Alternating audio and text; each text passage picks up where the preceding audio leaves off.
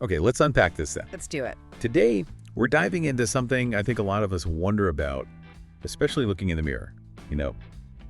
Makeup. How does wearing it really affect your skin's health? Yeah, what's the actual impact? Exactly. Yeah. And our source for this deep dive, it's a blog post, comes from Kalos Medical Spa, and the title is pretty direct. Here's how makeup affects your skin's health. Right. And our goal here, our mission with this material, is basically to pull out the most important stuff. What does this source tell us? So you can feel, hopefully, more informed, maybe a bit more confident about your own beauty routine. Yeah, make some choices. And the source jumps right in. Yeah. It's not saying makeup is bad, full stop. No, definitely not. Look, wearing makeup can affect your skin, for sure, but it doesn't mean you have to, ditch it completely. Right. It really seems to depend on the details. The kind of makeup you're using, how often you wear it, how long it stays on your face, and of course, how sensitive your own skin is. That's a big factor. What the source highlights pretty early on is that, well, a lot of products have ingredients that might compromise your skin's natural protective barrier. That barrier. Yeah. Like the skin's shield. Exactly. It's your first line of defense. And some ingredients can kind of mess with that. Okay, so it's nuanced. It's not just that you're wearing something. The source then digs into some potential downsides if you wear makeup regularly, especially if you aren't great about taking it off. First up, clogged pores. Pretty common issue. Yeah, and they explain why it's a problem pretty clearly. Oh. Pores, they're those tiny openings, right? For hair follicles, sweat glands.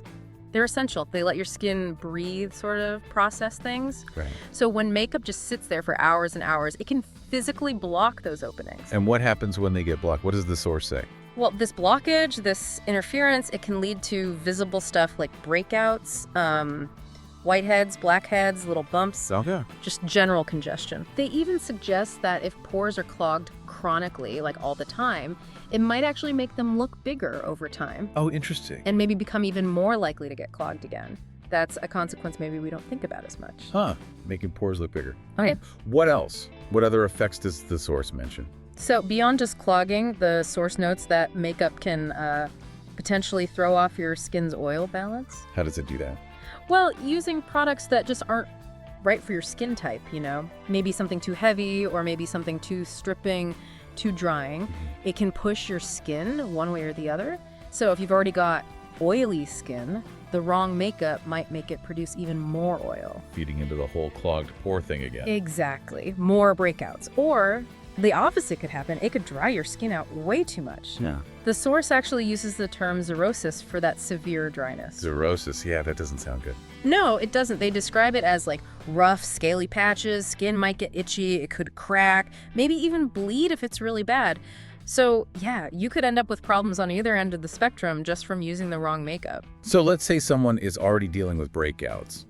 The source suggests makeup could make that worse. According to this source, yeah, definitely. They're clear that things like diet, lifestyle, hormones, those are huge for acne. Sure. But makeup can absolutely aggravate existing acne or even trigger new flare-ups. Okay. Their advice for people with acne-prone skin is pretty specific. Use makeup sparingly if you can, and really, really prioritize products labeled oil-free and non-comedogenic. Non-comedogenic. That word pops up all of a sudden. What's the simple version? Yeah, the source explains it just means the product is specifically formulated not to clog your pores. Got it. It's a really key thing to look for if breakouts are a concern for you. Okay, now this is where it gets, really interesting to me. The source links regular makeup used to premature aging.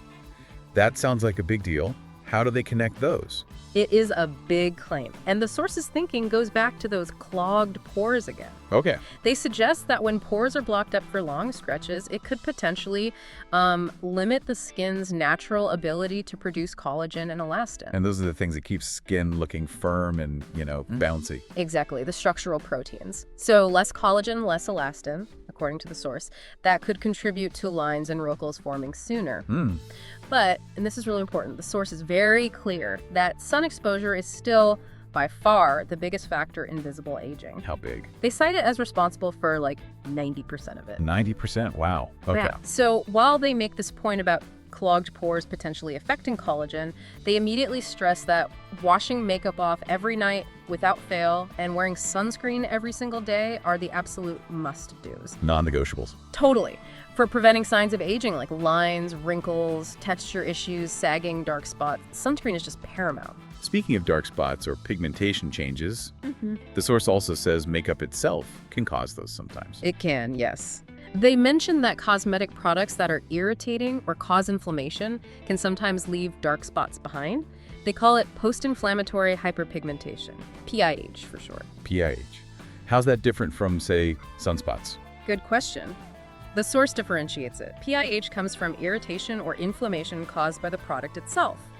Whereas hyperpigmentation from the sun, or even pollution, they say that's more linked to free radical damage. Okay. So the takeaway is, if a product is clearly irritating your skin, it might leave a mark even after the irritation clears up. Makes sense. Their advice is practical. Always patch test new stuff. Put a little on a small area first. Right. See what happens. If you get a rash, itching, peeling, anything negative, stop using it. Simple as that. The source also flags the eye area as being particularly vulnerable. And that makes sense, right? The skin around your eyes is just so much thinner, way more delicate than, say, your cheeks or forehead. Yeah, you can feel it. So the source really emphasizes being extra careful with eye makeup ingredients. Minimize potential irritants. But they also bring up something else, maybe less obvious: bacterial and fungal contamination in the eye products. Contamination, you mean just from using them day to day? Exactly. They specifically call out mascara and eyeliners. They recommend replacing those every 3 months. 3 months? Wow. Yeah, because they're apparently prone to collecting bacteria over time. Seems like a simple habit, but could really help avoid eye infections or irritation. And there's one specific makeup technique they mention, tight lining. Sounds a bit risky based on their description. Tight lining, yes. That's when you put eyeliner or even highlighter right along the inner rim of your eyelid, the waterline. The source explains this can actually block the oil glands that are located right there, and those glands are really important for protecting your cornea, the surface of your eye. Blocking protective oil glands. Yeah, that doesn't sound great. No. And plus, they note, it just increases the risk of getting bacteria or little bits of makeup directly into your eye. Oof. Now, they say healthy eyes can usually flush some stuff out, but they warn tight lining could definitely make symptoms worse for anyone who already has sensitive eyes or dry eyes. And it's especially risky if you wear contact lenses. Okay, this is all building up to a pretty serious point the source touches on: the potential health risks from the ingredients themselves. Yeah, and this is where the source presents something, frankly, a little eye-opening. They state pretty clearly that cosmetic products containing toxic or carcinogenic ingredients can pose serious health risks. Okay, that's concerning. What's the eye-opening part you mentioned? Well, the source highlights this really interesting distinction. Unlike drugs, the FDA, the Food and Drug Administration, does not require cosmetic manufacturers to test their products for safety before they hit the shelves. Wait, hang on, really? So the safety testing is up to the company? According to this source, yes. The responsibility for making sure the ingredients are safe and the final product is safe falls entirely on the manufacturers themselves. The companies are basically policing themselves. That seems to be the implication from the source material, yeah. And they add that even when companies do test, it usually focuses on immediate things, like, will this cause an allergic reaction right away, or skin irritation? But what about, I don't know, the long-term effects? Stuff building up. The source is quite direct about that. They say figuring out potential long-term effects, like toxicity or maybe carcinogenicity from low-dose exposure accumulating over years and years, it's difficult. Yeah, I bet. And they say more research is definitely needed there. So because of this regulatory situation and the difficulty in assessing long-term risk, the source advocates for using what they term trusted medical-grade skincare brands. Okay. Their claim is that these brands are more thoroughly tested for both safety and efficacy, and you usually get them through like a licensed physician or medical spa. Okay, wow. That FDA point is definitely something to mull over. Makes you think a bit differently about what's in your makeup bag. It does. But look, the source isn't all doom and gloom. They do offer some really practical advice for those of us who wear makeup regularly. Oh, absolutely. After outlining all the potential issues, they give actionable steps. The first one, which we kind of touched on, is just reinforcing. Choose makeup with gentle, non-comedogenic ingredients. And make sure they're suited for your skin type. Right, not just grabbing whatever's popular or looks good. Exactly. And something super simple. Check expiration dates. Yeah. Guilty of probably ignoring those sometimes. We all are. But the source stresses, toss the old stuff. You avoid using products that might be full of bacteria or where the ingredients have broken down and could become irritating. Makes sense. And just as important, clean your tools. Your brushes and sponges. Yes, they recommend washing makeup brushes and sponges weekly. Think about what gets on them: bacteria, old makeup, sweat, dead skin. Yeah. You're just pressing that back onto your face every time if they're dirty. Cleaning them helps stop that transfer, which can prevent breakouts and irritation. And skipping makeup before a workout that clicks now, connecting back to the whole clogged pores thing. Totally. Your pores open up when you sweat, right?